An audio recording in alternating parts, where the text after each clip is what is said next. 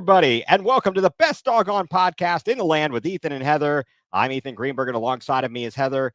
Thank you so much for tuning in. Heather, how are you doing tonight? I'm good. We've got a really fun show. I've been looking forward to this one because it is all football. We're talking about football. Football is here. We start this month. It's like Christmas time. It really is. I kind of forget about that. You know, it's like, okay, the football season ends and you're in the lull, but they're always in the news.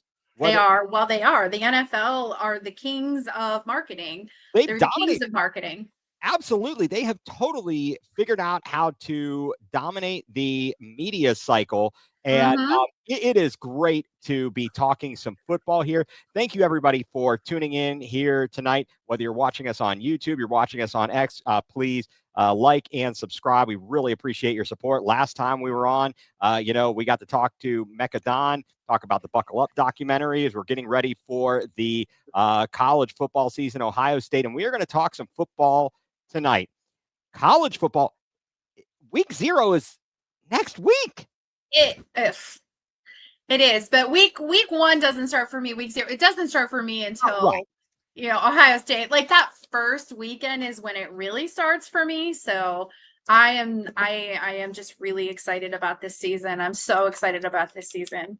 Yeah, I think it's going to be a phenomenal season. I am also looking forward to it. There's going to be a lot of parity. Again, we just saw last year with the first year of the 12-team college football playoff. You don't have to be on top to win it all. You don't have to get a bye. All the teams that had a bye in the first, they got their butts kicked the next week. They did. All 4 teams that won lost, or that won in the regular season in their conference championship lost in their first week of the playoffs. So I mean, as we get deeper into the season, I think that that's something that we can talk about. Like, does it even matter anymore, the conference championship? I guess if you're a competitor and you're on the field and you're in the locker room, you want to win the Big Ten, you want to win the SEC, but does it really matter? No, and honestly it doesn't, and we are going to have to delve into that here a little bit. Like you said, as we get further into the season, because it's just crazy. And I was looking at, first of all, the AP top 25, which I think both agree is kind of pointless, especially since it's the preseason, but it gives us some, fodder. It gives us some fodder. It does. It gives you something to talk about, something to do comparisons to, something to look for. I really don't pay too much attention to the rankings until we get into the playoff rankings, because it's all just a guess. Nobody really knows what the committee is going to do. We could talk of, like, let's just get right into it, of the rankings. And outside of the top 12 too, you want to look at probably your top 20, because there's going to be some fluctuation. There's going to be, and then there's always a team that's at the bottom that kind of sneaks their way into the top that you didn't expect, but then they tend to fall. Usually you have that, like, top 15 are the ones that stay relatively consistent. You're going to have, like, I could bet LSU is ranked 9th. They're going to crash and burn. They do every year for some reason.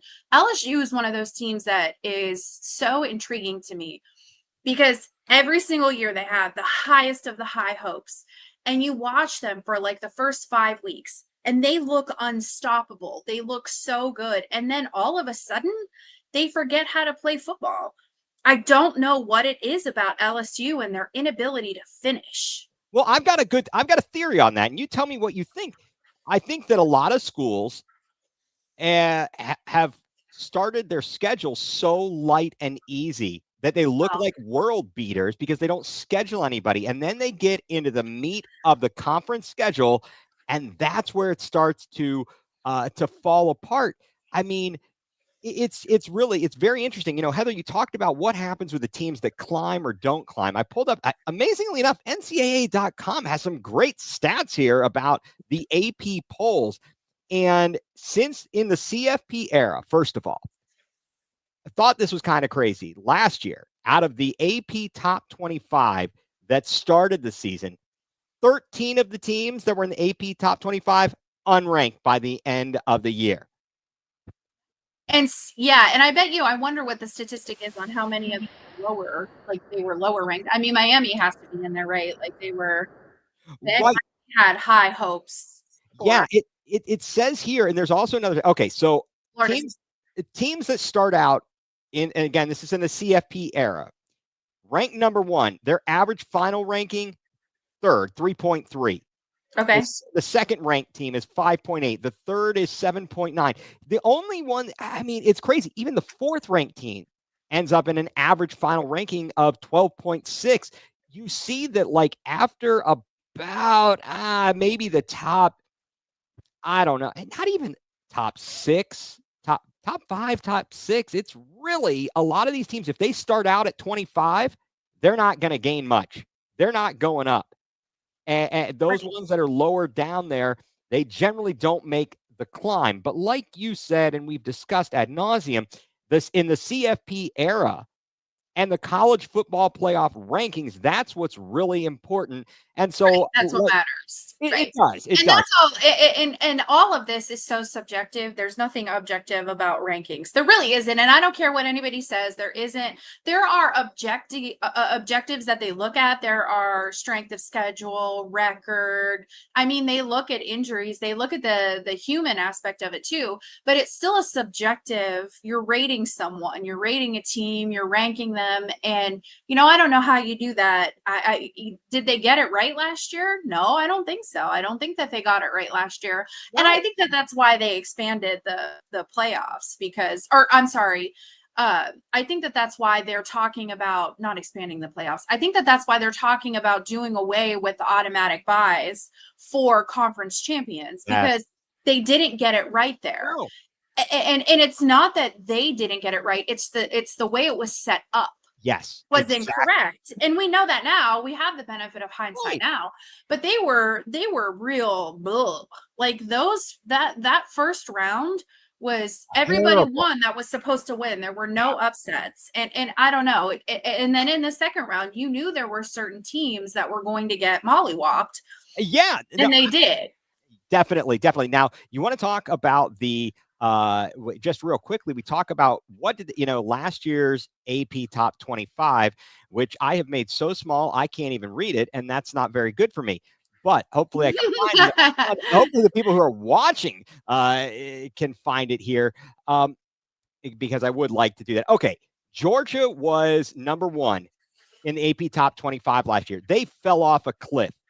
They had issues at the end of the year. Carson Beck never amounted to what they expected. They ended up finishing sixth. They made it into the college football playoff. They lost in the SEC championship game, but Carson Beck was injured. He's in Miami now. Ohio State was 2 last year, and they won it all, but they had to fight. They did have to fight, and it was self-inflicted. Yes, absolutely. I mean, listen, you could talk all you want, and I know I am loving like all of the mentions that I'm seeing with Ohio State, and the Michigan fans are talking so much about Ohio State, how they beat us. And it's like, we're so past that and they're so not.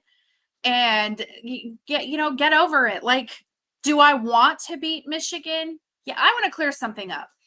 Would I like to beat Michigan every single year? And do I talk trash and talk smack? Yes, absolutely. Did it break my heart when we lost? Yeah. I needed a couple. I had plans that night that I canceled because I couldn't go. Would I trade that win for the playoffs and what I experienced in the playoffs? Not on your life. I would lose 100 out of 100 times to Michigan if it meant what happened to us happened to us. That Michigan loss woke us up. That was the best thing that had ever happened in that whole season because it completely changed the trajectory. So, yeah, we lost. Yes, we didn't get curb stomped either. Like, I don't want to hear. We had a really bad offense that day. Like, the offense was horrific. Yeah, it was horrific. It was putrid. So, yes, Michigan beat us. No, I don't care anymore. I did at the time. I don't anymore. And again, it's that hindsight. We have the benefit of hindsight is 2020. I just wanted to clear that up. Very well said. Very well stated. Yeah. And yeah, Mike, I don't know, Ethan, do you want to segue into that? Because that is actually some good news. That is some huge. First of all, Heather, you and I have been talking about this afternoon. All kinds of news is just blowing up in the sports world. Dealing with people and criminal charges and things being dropped and signed, and and no criminal charges, right? Exactly.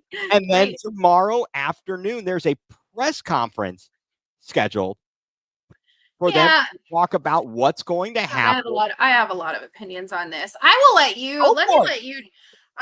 Are you sure? Because I got a lot to say, and you people are going to hear about it. All right, let me tell you what I think. I don't know what's going to happen. It doesn't take away from the fact that Michigan won that national championship. They may vacate it. Who knows? I could see them doing nothing. I could see them dropping the absolute hammer on them.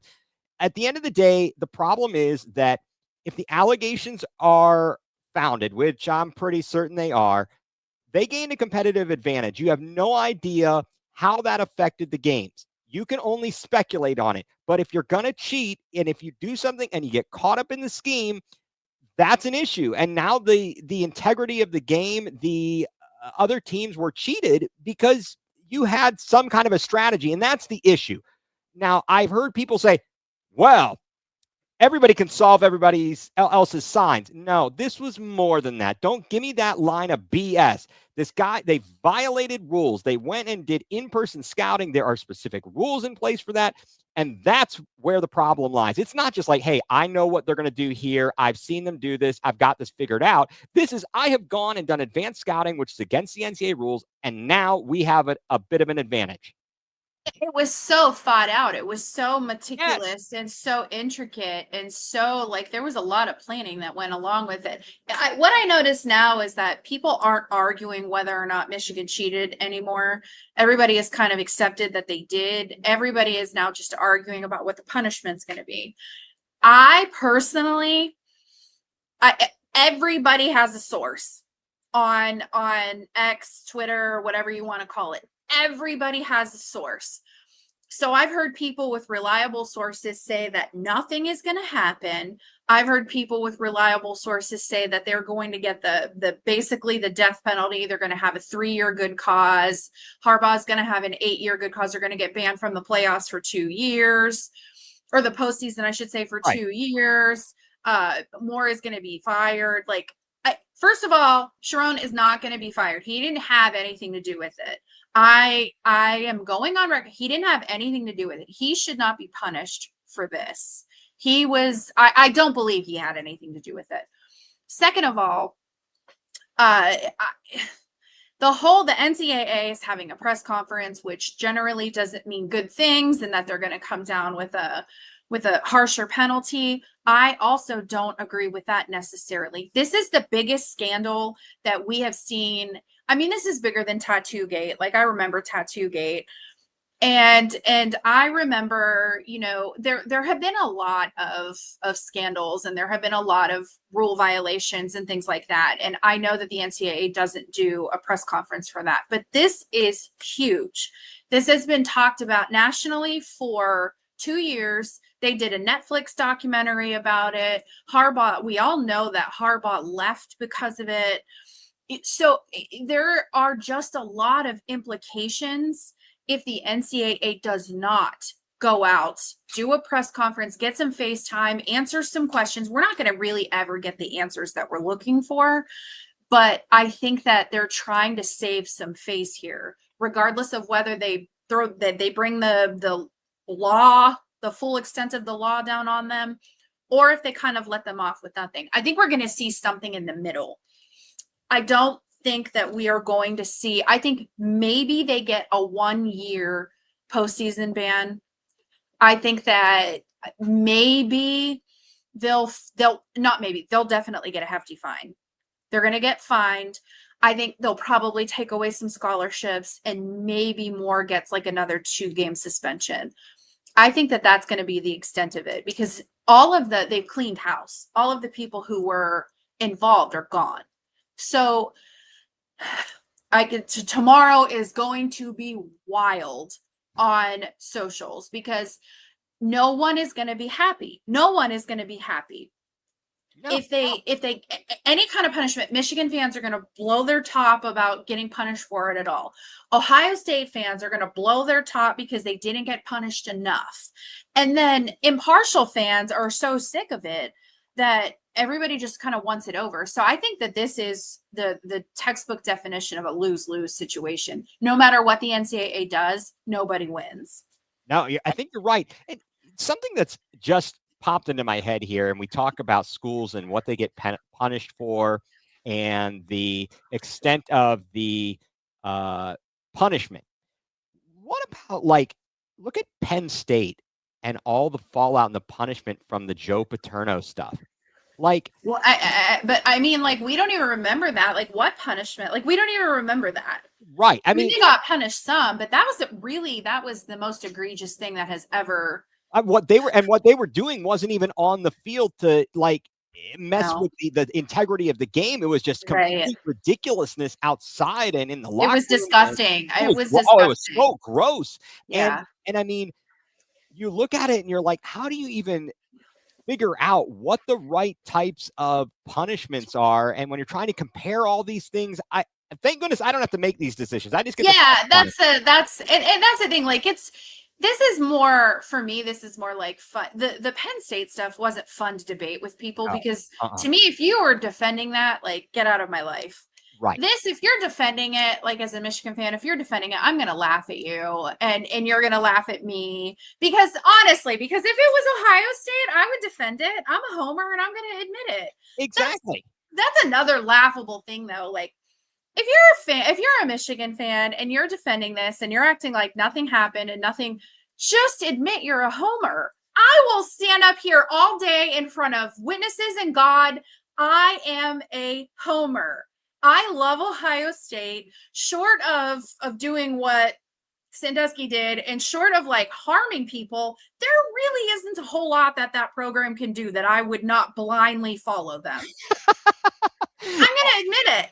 And it's just funny to me that people are like, no, it's just the right thing. No, it's not. You're a homer. Stop it. You're a fan. And that's okay. It is. It really is. I mean, it's we've experienced this so much as fans. I say we, but everybody really. And I think for us, we've had experience with, like, how can you root for those Cleveland Browns when they do X, Y, when they sign this guy and this guy and this guy, and because the players didn't. Right. And that's the I don't know. We're only 20 minutes into this. We can segue into the Browns if you want in the NFL, but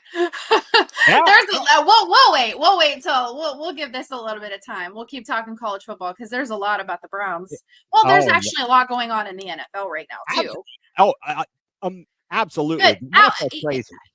Yeah, like, outside of this, I'm not yakking about Michigan because it's Michigan. It's just the story. It just happens to be the team. And again, I told everybody how I feel. I think it's going to be somewhere in the middle.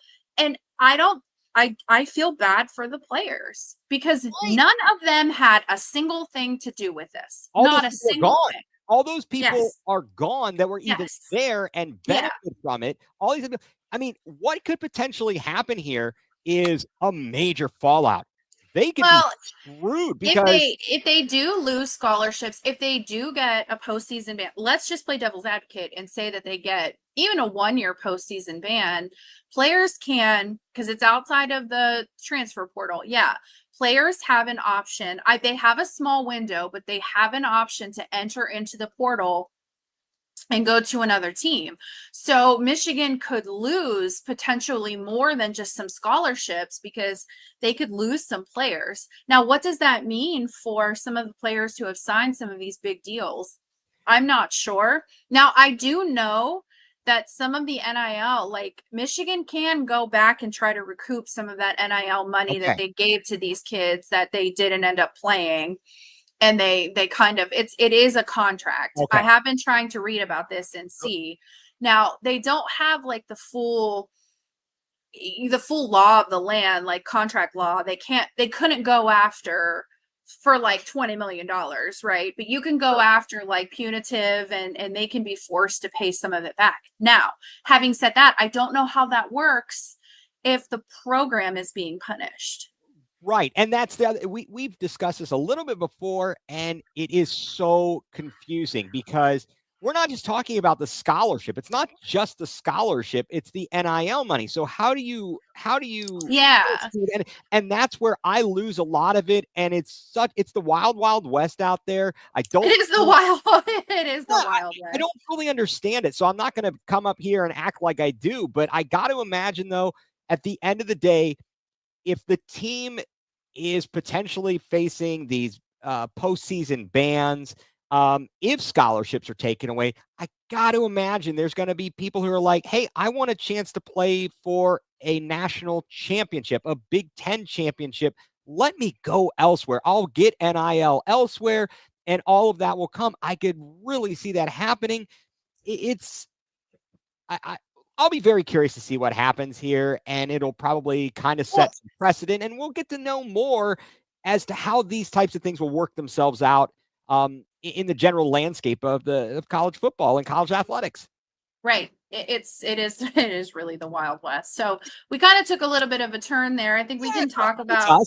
some of the rankings. I'm not sure about Penn State this year.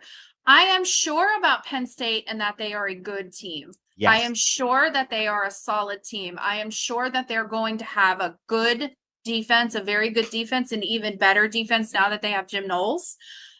I am sure that they're going to have an okay offense.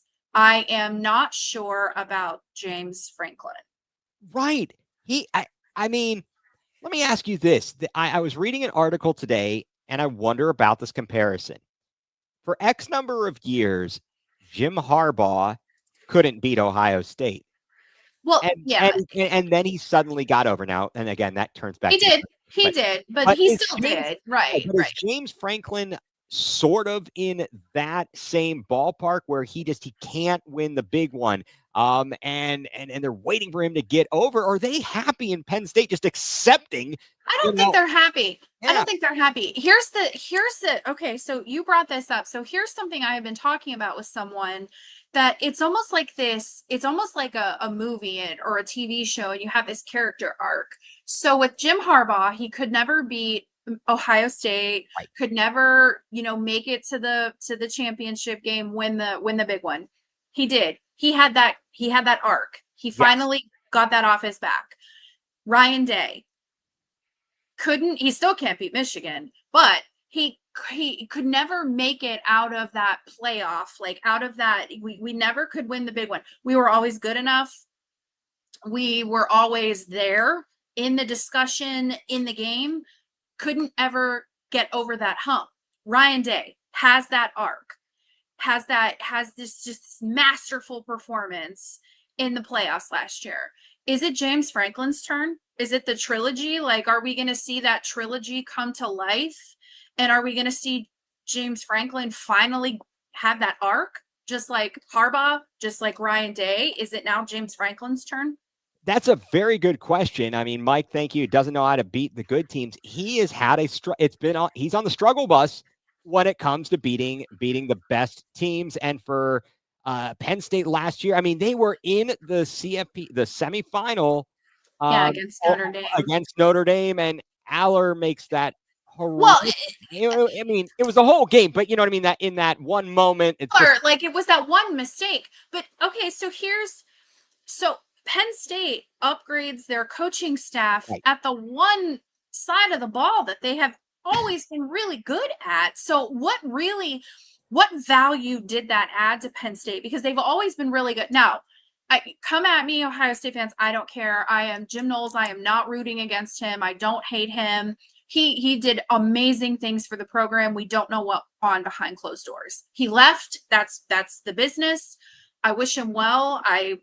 Do whatever. I'm not going to root against you. I mean, I'm going to root for Penn State to lose. Like, I'm not when we play them, I'm not going to root for Penn State to win, but I'm not going to actively trash Jim Knowles. But what did they add on the side of the ball that they were already really, really good at?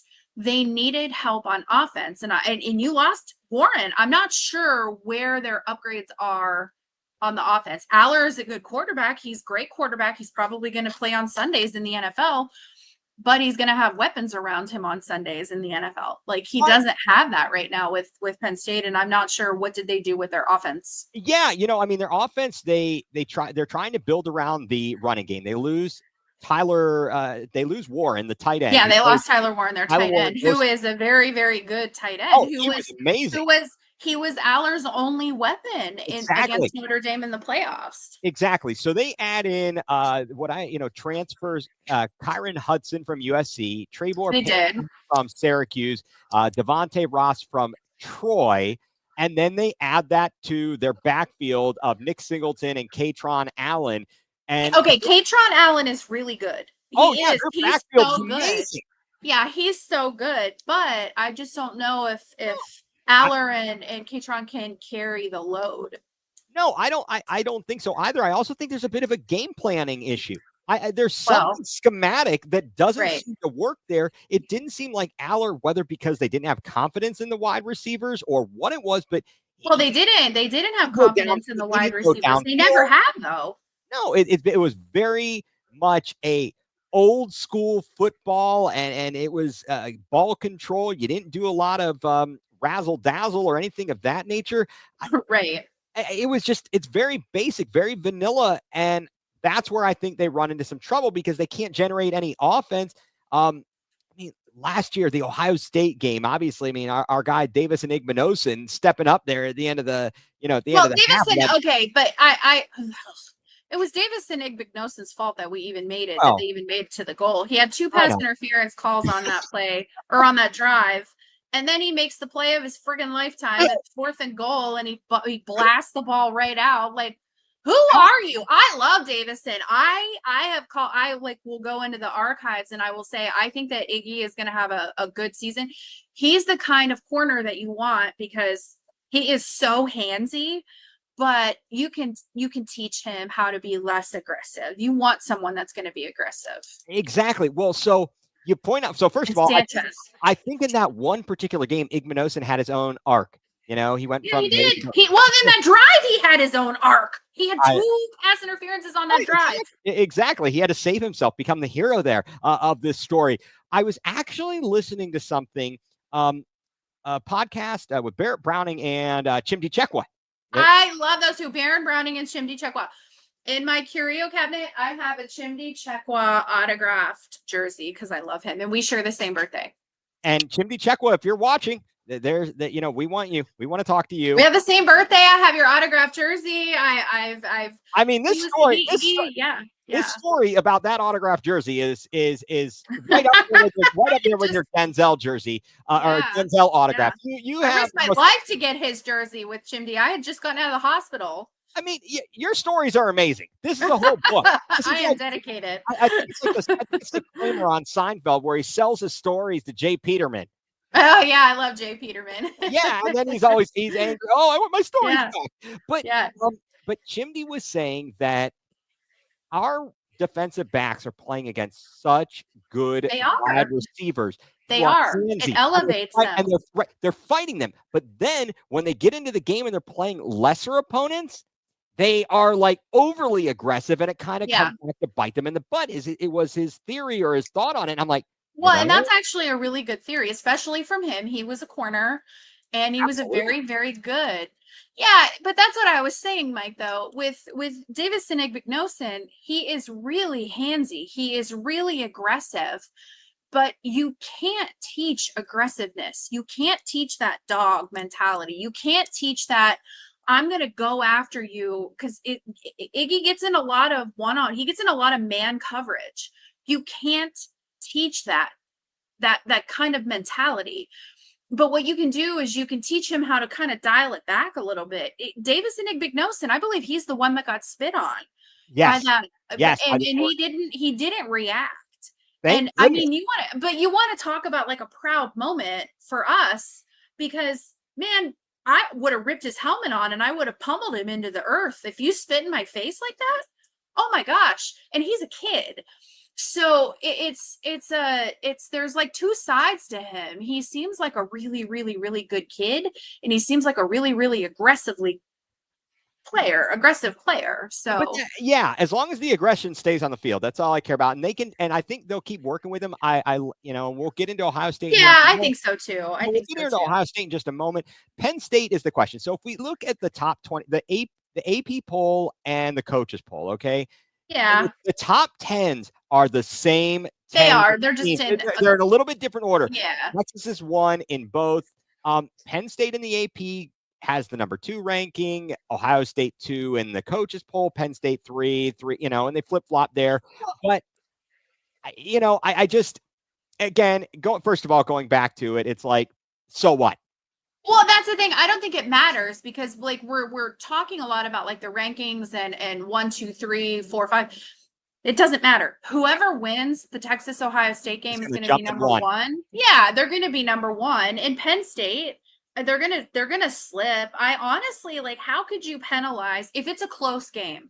Let's say it's just 14-10 or 13-10. How could you penalize? I would put whoever loses at 2, whoever wins at 1, and slip Penn State down. You just have to look at the game like it doesn't matter. It doesn't matter who's number 1 right now because whoever beats whoever in that August 30th game, that's who's going to be the unanimous number 1. Yeah, that's exactly right. I'm more curious to see which teams are going to fall on their faces that are in the top 25 now and are just going to collapse. Do you really think the University of Miami is a top 10 team? No, they're over-ranked every year. The only reason they're ranked that high is because of Beck, like because of their quarterback. Yeah, and honestly, I'm not sure about Georgia. I'm not sure about how Georgia is going to be. No, they've got a lot of off-the-field issues. Kudos to Kirby Smart for keeping them focused because they have so many off-the-field issues, and week after week they play at a high level. And so I don't know how he does it. I don't know if he goes into that locker room and says, I don't care what you do off the field. I don't care if you speed to the point where it's reckless op. Like, I don't care. Just play on the field. But they're always ready. They're not distracted. So he's a good coach.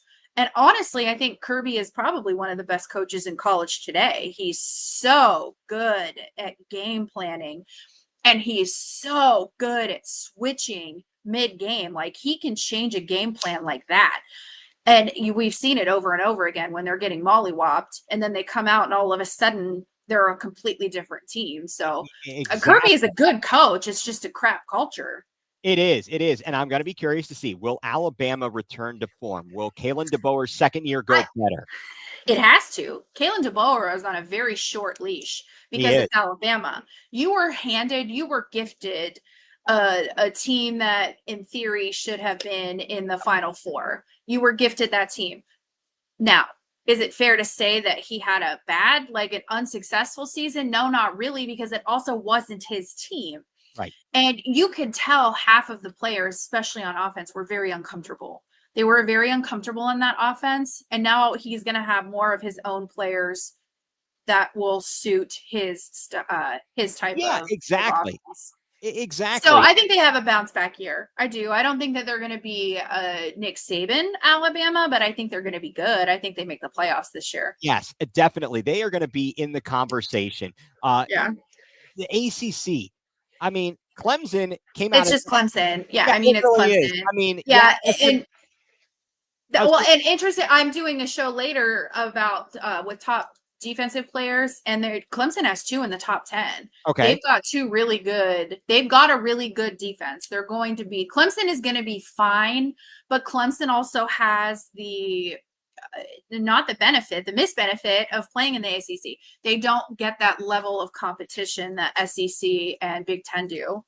Right. And actually, the strength of their team might be going into the season, the offense, to be quite honest, because, with Cade Klubnik, and they bring back his top 3 wide receivers. On the defensive side, they actually were bad. They fired their defensive coordinator after last year. And I'm not, so really good players. They have really good players on the defensive side. Klubnik's he's going to be playing on Sundays too. Yes, he is. And it's like, I think every time I hear his name, I don't know why, but I think about putting the club on my steering wheel. The club.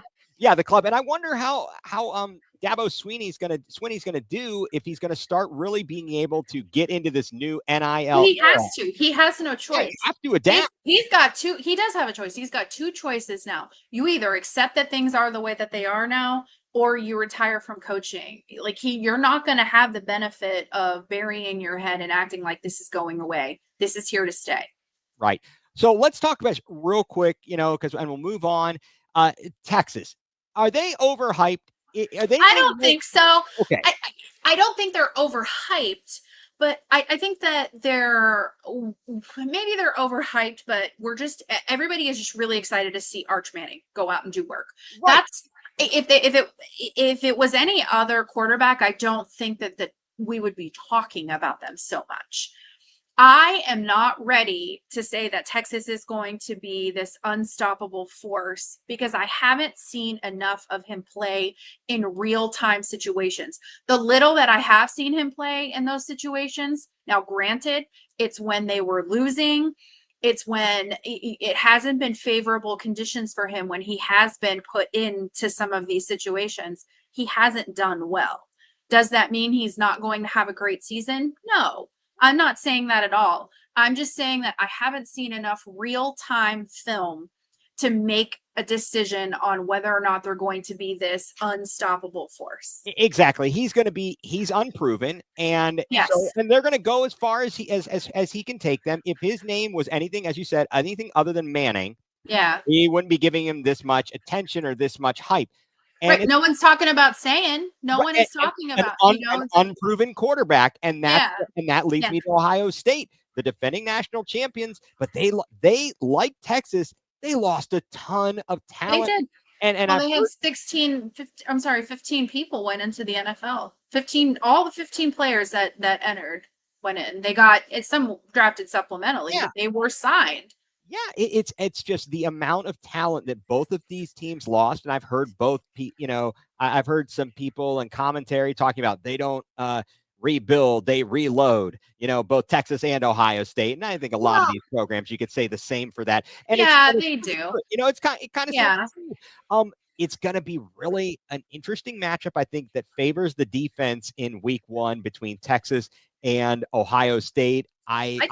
I feel I've been hearing mixed things about Julian Sayin, but then, I've heard some other reviews. I know Mecca Don was down there at the practice. Now his son's catching some balls, doing the Mike Doss signal, and that was so cute. It was, man. He's going to be a wide receiver on Saturdays and Sundays, I think. We do. That's the thing, Mike. We still have hands down. Honestly, if it were my decision, I would have both of them in New York. I'm not saying Caleb Downs should win the Heisman. I'm not saying that at all. I'm just saying that he's so. Chase Young was in the running for it. And I know nobody will ever get a Heisman except a running back or a quarterback. I know that that's what the award is. I'm not stupid, but I'm just telling you, Jeremiah Smith and Caleb Downs are the best players on either side of the ball. We have the number 1 players in college football. But I don't want to discount certain players. Like I don't want to discount a Carnell Tate because now that you have a full year of film, Jeremiah Smith, and he's going to turn and burn. He's going to burn defenders. He's going to get open, but he's going to get doubled every game. He's going to have the best corner. They're not going to do man coverage on him. They're going to do zone coverage. He's going to get doubled. And that's going to leave Carnell Tate open. And I actually think that Ennis is going to have some breakout games this year. Right. It is a golden opportunity for players like Ennis and Tate to step up and have big games in big moments. I think the tight end position is going to be very key to the Ohio State Buckeyes. Oh, we've got that tight end transfer. Yeah, Claire. Claire I'll take Purdue. him all day. Yeah. He is a pure tight end. I like him a lot. Yep, and keep your eye out. Hopefully by next year, Cleveland Glenville's own Demarion Witten can eventually get out there and show his stuff at tight end because he's was a heck of a player up there. So it's going to be very interesting. I am looking forward to the bottom line. I'm looking forward to the college football season. Oh, I'm so looking forward to the season. Yeah, not just Ohio State. Obviously they're my number 1, but I am really looking forward to please. I reposted. Somebody said something earlier about men who don't like weddings What? in the fall, and I'm like, well, you Can we can have count this me into that. discussion? It's going to be a no from me if you are not. I'm not going to a wedding or a reception unless it's at a bar where I have all kinds of. If I have the same setup that I have, then then I'll go and I can watch. So Yeah, and I don't know, Mike. I haven't heard much about I you, haven't heard anything about Houston, but so I'll have to take a look at that. right, the Buckeyes on your. Oh, the boy. Okay, the player. Okay, Okay, I got yeah, and Sanchez. We can't forget Evan Sanchez. Sanchez, and who Well, is the Matthews, Sonny Styles, and no, it's player. oh my gosh, he's got like a really exotic name. Oh, an Iowa? Take Oh no, what is it? Is it oh my gosh, who is it? I cannot. is it an offensive lineman? He lost his black stripe a couple of. Oh. Now this is gonna drive me crazy.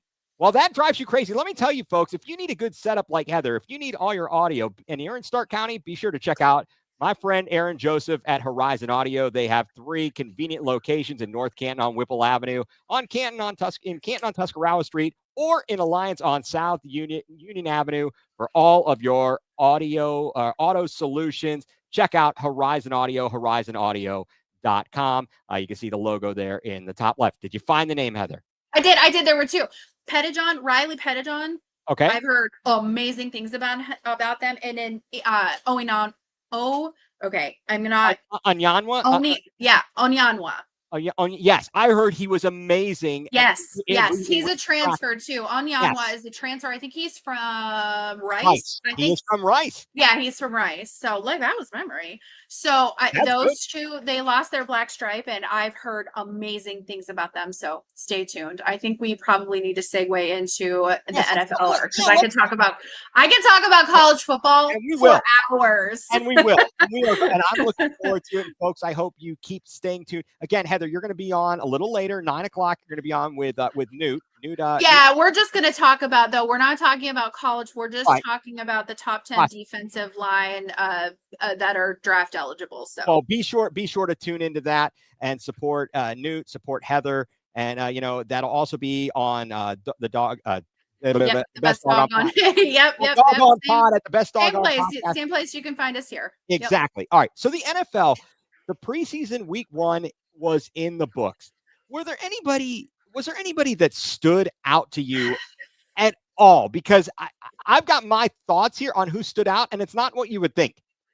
No, you know what stood out for me is the fact that none of them stood out for me, because I feel like the fact that we keep stats for training camp, I think is the silliest thing on earth. Right. It's a way to keep the reporters talking about the stories.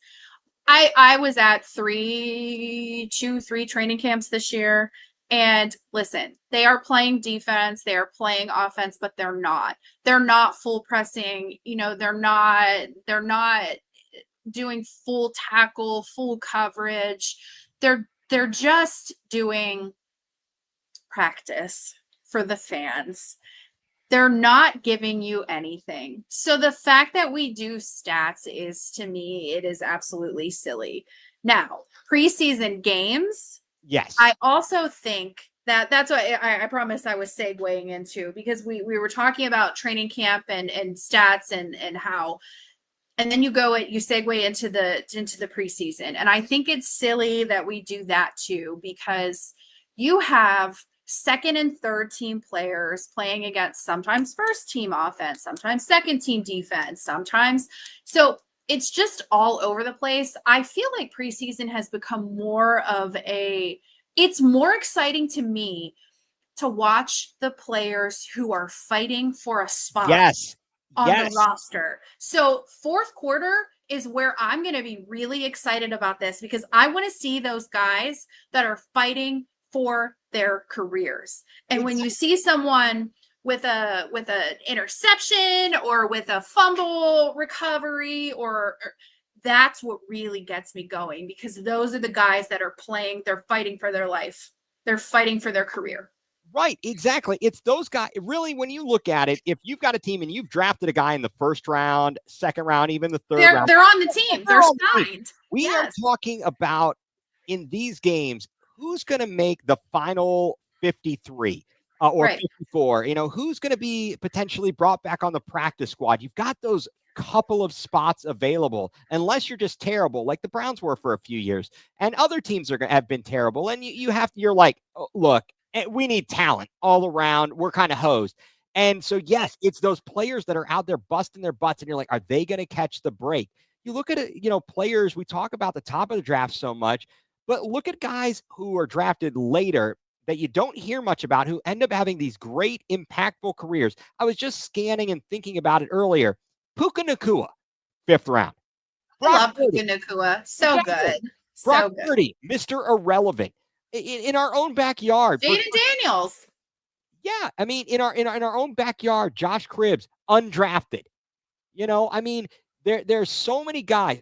Tom Brady, famous. Well, everybody loves to talk about Tom Brady. I mean, it just goes to the point that sometimes it's not the guys at the top of the draft that you're talking about. The guys in the first preseason week, Cam Ward had a pedestrian game. I mean, he's got a long way to go in Tennessee. That team is horrible. Travis Hunter, he played both sides of the ball. Nothing spectacular. The best part of that game was the field goal kicker who kicked a 70-yarder. Was it 72 or something like that? It was 70 yards. Was it 70? 70. I'm like, MVP. We have our MVP, folks. Exactly. He broke if it's not regular season, so it doesn't count in the record. No, but it would have. It would have. He broke Justin Tucker's record unofficially. Yeah. I mean, that's crazy. And Trevion Henderson, his first Trey had a really good, he had 100-yard kickoff return. And Luke Floria for the Browns. Yeah.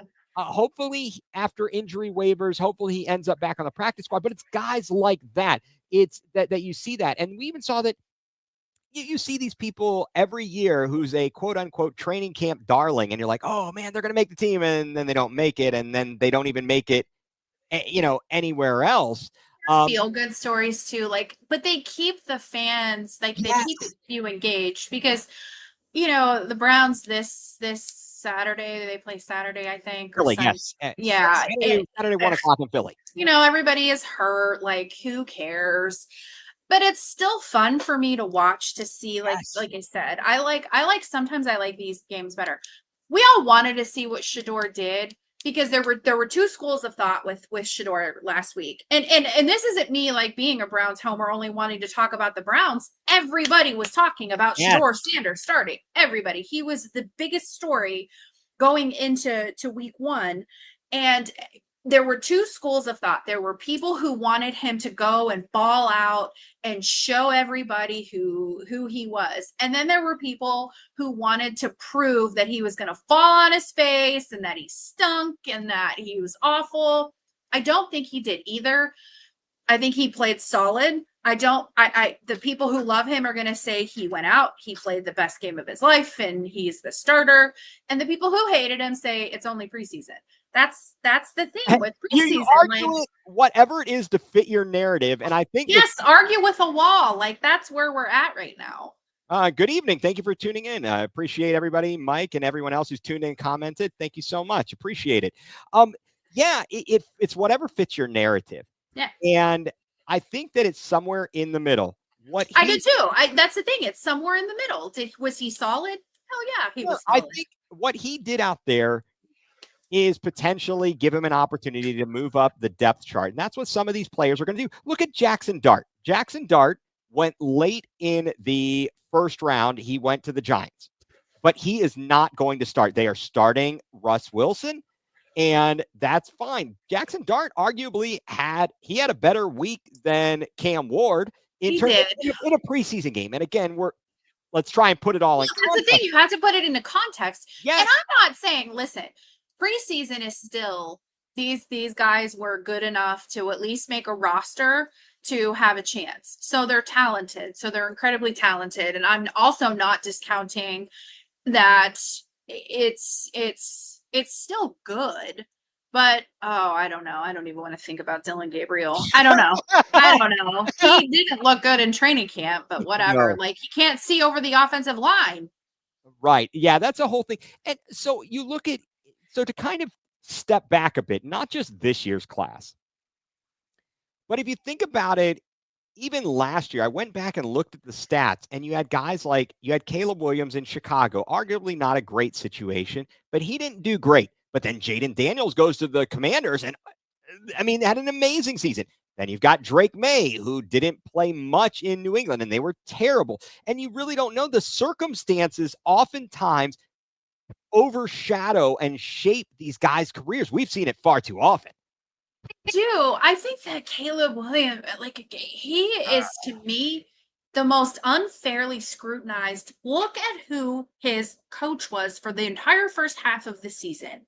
Yeah. I mean, he should have been fired. He should have never even hired. Right. Number one. But you throw some of these kids into the most unfavorable situations, and it's I don't know. Well, Heather, we've seen it so much rooting for our Cleveland Browns and all the people on the back of that jersey with all the quarterbacks that have come through here and not done well. You could talk about David Carr in Houston and how he got destroyed and his career was broken because they put him in just an awful situation with no offensive line. He got sacked so much. I mean, it just ruined him. It absolutely ruined him. So, guys, if you go to the right situation, you might be all right. What do you think J.J. McCarthy's going to do this year? I think he's going to struggle. So I kind of do too, but he does have Justin Jefferson. I don't know what, and I think he's got a pretty good running attack. Kevin O'Connell seems to be along the same school as Kevin Stefanski, and maybe he can scheme some things. And that's what McCarthy did well in college. He wasn't a hero in college. They won, but he worked within the system. He did work within the system. And to be fair, JJ McCarthy didn't have great offensive weapons at Michigan. He did. And he played really well. I think that McCarthy is good. I think that he'll probably struggle his first. I'm not saying he's not going to be, fine in the NFL. I just think he's not going to have a rookie season like, I don't know, like a Jaden Daniels. Yeah, no, it's good. Okay, so what? Oh, well, okay. Here's a question here. Floor and ceiling for our Browns this year. Well, I don't know. Heather, do you want to go first? Yeah, I think that the Browns actually have they have a lower floor and a higher ceiling, I think, this year because of how bad they've been in the past. So the expectations are really low for Cleveland. So I think you get out and you have a 4 or 5 win season. I think that everybody is going to say they exceeded expectations. I think that if they can go in and develop Shedeur and get him into a starting, because I promise you that Shedeur will start this year.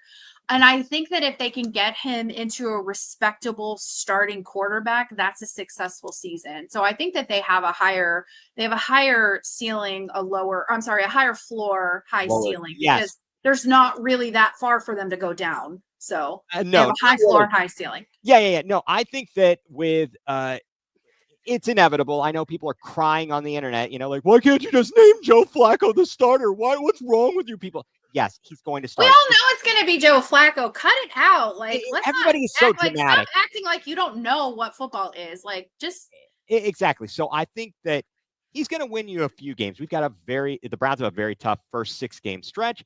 They do. Multiple quarterbacks are going to play. I would say the floor is 5 wins. The ceiling is maybe 9 wins. That's pretty high for it is. I mean, that's a. I think that's a high floor. Okay, for 5 wins too. I do. I think that's a high floor. All right. Well, I was trying. I'm going to say 4 games, and the fans are going to be like, "Well, we weren't as bad as we were last year." And I think it's different when you're losing with players you like, and instead of losing with players that you despise. And I'm not going to get into any of that because it's water under the bridge at this point. Yeah. It's not but I think it's different when Winston was in, and losing with Winston was way more fun than it was. It just was. And I think that Shedeur is endearing himself to the community. I think he's been humbled, and I think he's become a very likable kid. I think he has as well. I don't know that Gabriel is going to do enough to ultimately. I don't think so.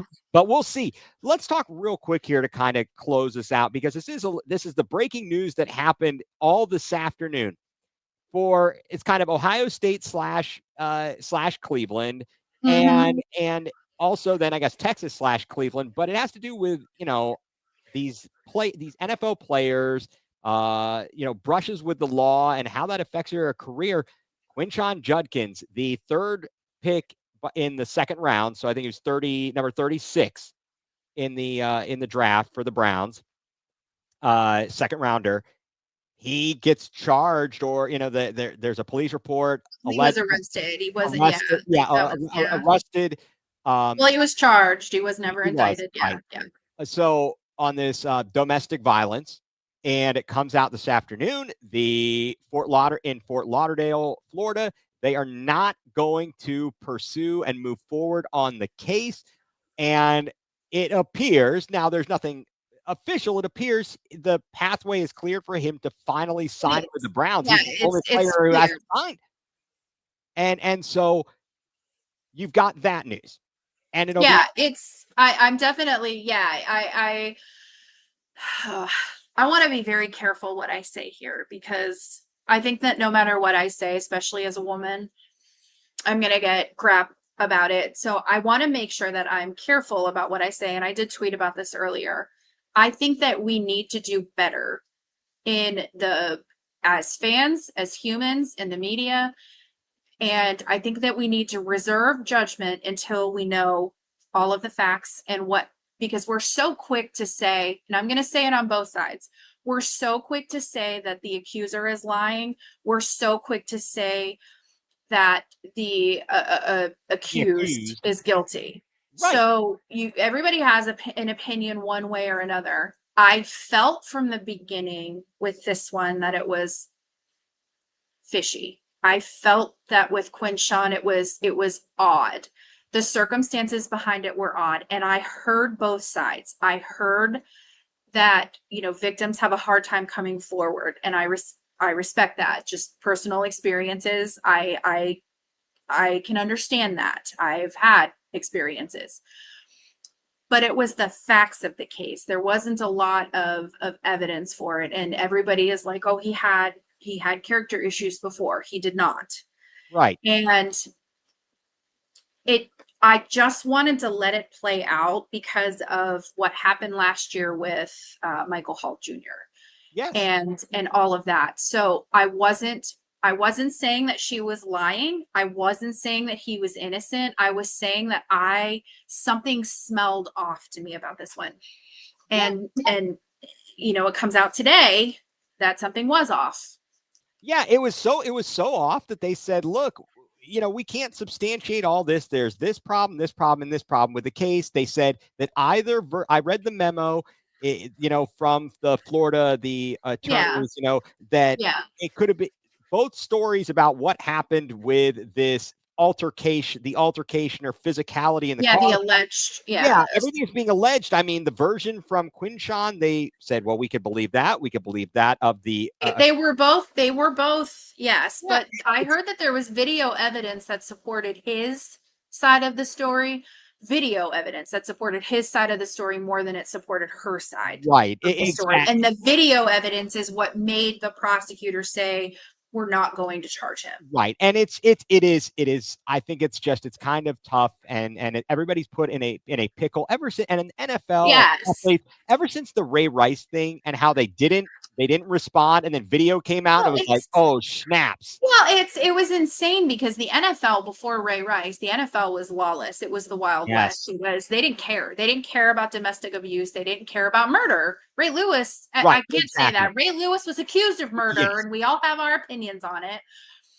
And they didn't care back then. And then the video comes out with Ray Rice, and all of a sudden now the NFL is going to punish you just for being accused. And I don't love that. I don't love that. I think that we need to be very careful. Right. And go ahead. Words. I just about automatically believing someone when they're accused and automatically believing someone when they say they didn't do it. I think we just need to be very careful about that. Yeah, and the need for instant gratification and people yelling about stuff on social media is just ridiculous. And thank you for following us. We appreciate that. Thank you. Yes, we really do appreciate it. Thank you for tuning in. The other news that broke this afternoon was another player Isaiah Bond. Yeah, Isaiah Bond. Yeah, Isaiah And Bond. out of the University of Texas. He played at Alabama for a season. Then he I think 2 seasons, then goes to the University of Texas. And he ran a 4.39 40. This guy's a speedster. He gets He's a good receiver. He's a very good receiver. Absolutely. And he gets alleged with sexual assault. He files a lawsuit saying it's patently false. Ultimately, the grand jury said the grand jury decided not to indict him. They said that there was not enough evidence to indict. So again, I just don't understand. Would we be talking about this as much as if it wasn't the Cleveland Browns that signed him? How do we attract these players? Like, how is this possible? Now, I'm not even saying Isaiah is guilty. I'm going to go on and say he's probably innocent because a grand jury decided that there was not enough evidence. I know that doesn't mean innocent or guilt, but man alive, and I understand that he was on. Yeah, he's a very good receiver, but well, I am tired of talking about these players with these character issues, and it is. And the thing is that most people don't get accused of this. So what is going on? How did they end up in Cleveland? But you know what? Yeah. Though, just to that point, if I know that they're talking in the there's sort of conflicting reports about whether he is going to sign with the Browns. He put out a statement, says he's going to be. They're saying they're still doing their due diligence, whatever. Oh no, I believe that he's going to sign. I believe the Browns are doing damage. We wide receiver help. Yeah. But look at the end of the day, being an athlete or an actor, an athlete, having money. Well, right. It changes the rules. It does change. Money changes the rules. The potential for money changes the rules. Yeah. I mean, Tyreek Hill. Did we stop? Everybody seemed to forget what terrible things he was accused of or charged with or did. And all of a sudden, and then he's playing in Kansas City and he's amazing. And people seem to forget these things. But you know what? We'll see how it all goes. It never ceases to amaze me, the stories that come out in sports and the vast entertainment and hours of conversation. And let me there were 3 Ohio State players that this actually happened to. Okay. And one of them, his career was ruined, Garyon Conley. Yes. He was actually drafted. And he was accused of assault, the R word. I don't know if it was a very serious accusation. And eventually it came out that she lied and she admitted it. This is not conjecture. This is not me being a homer. This is what happened. And he ended up suing her for $1. And he won, but it ruined his entire career.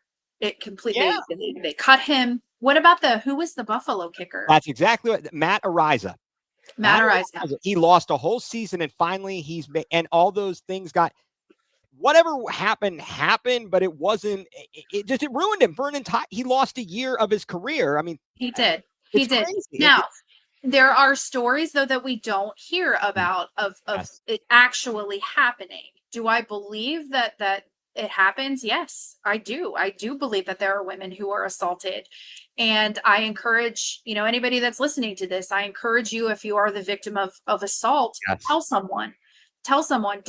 Don't have the fear. If it's a legitimate assault and when I say legitimate, I mean, if somebody lays a finger on you, yes, and you said no, that's an assault. And I encourage you to tell someone. I encourage you to tell a friend, tell a family member, tell a stranger, tell the police, tell somebody, because you will be believed. Somebody will believe you. Somebody will be there for you. I'm just saying in these instances, I'm talking about these specific examples only, that it's a very dangerous game to make a false accusation against someone because they're automatically believed. And that's what I'm saying. I'm saying in these situations. I just wanted to clear that up, that I am not saying that in all situations that they're fake and I automatically side with the accused. That is not the case. I just wanted to make that clear. I think that's very well stated. And Yeah, absolutely. If something happens to you, a young lady, a young man, a person, if something like that, you need to report it. Yes. And No is a complete sentence. I Does love not that. need any explanation. No is a complete sentence. I, So that's amazing. we got a little sidetracked. But you know what? I wanted to clear that up. We got a little heavy, but I wanted to make sure that everybody, understood where our stance was, where my stance was on No, this. I'm Just talking about these examples specifically. right, and I 100% agree with you. I don't maybe even 1,000% agree with you on this. I hate that. I hate that. You cannot agree with someone 1,000%. I can know. only give you 100% of myself. Exactly. So with that though, I think we've kind of hammered it all home here. We are going to have so much more Can I to talk close it about. out Go though and say the ahead. Browns? Please, Cleveland, stop drafting players with character issues. Please let's stop it because I don't want to talk about this anymore. Well, Let's just draft people who don't get into trouble with the law. Even so, is speeding? No. I'm sorry. I'm tired of speeding too. Myles Garrett, lesson not learned. No, Good that. God. Yeah. You're like a bazillion and $12, and you are. Stop it. I get it that you have a fast car. Stop. I don't even know. I'm speechless. I'm just. We need to do for our Cleveland viewers. We need to do a class. Don't speed in Strongsville. Yes, exactly. Thank you. Exactly. Don't speed in Strongsville though. Like, cut it out. Don't even go into Strongsville. You're gonna get arrested. It's not good. It's not a good look. And that's that. We could do an entire I think we can. There's the stadium lockup. I think that Miles is going to be sitting in the prison cell in the stadium lockup on A&E. Bail him out. I mean, I'll bail him out, but he just needs to stop it. But I think that we can all agree that we are very excited for the college football season, and I am very excited for the NFL season because of fantasy football, and it's just I love football. It's back. I'm in my wheelhouse. This is like my Christmas time, so super excited. Super excited. This is the gift that keeps on giving, and we are gonna be like Christmas morning whenever we are on, whether it's every week, every 2 weeks, whatever it is. We will be your Christmas morning gift deliverers here. You're welcome. Exactly. This is going to be exciting. I am looking forward to this season. So with that, Heather, let's see. Does college do fantasy football? I don't know. Does college? Yeah, they don't do. Well, you can do fantasy football leagues, but ESPN does like a college pick'em. So you can pick like a conference and then you pick your players. So yeah, they do that. And then they do eliminators. So college has its kind of own version of fantasy football. Okay. All right. I'm so jacked. I'm so ready. It's so close. Like we can taste it.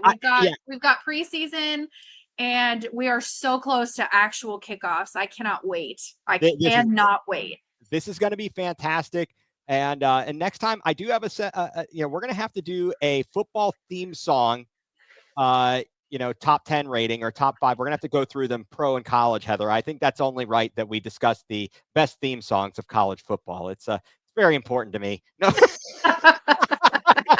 We can do that. We'll talk about best college game day shows too. Yes. That's my wheelhouse. That's my wheelhouse, Heather. All right. Well, thank you so much to everybody who tuned in. Again, tune in 9:00 for Heather and. Yep. Check me out here again at 9. We're going to be talking top 10 defensive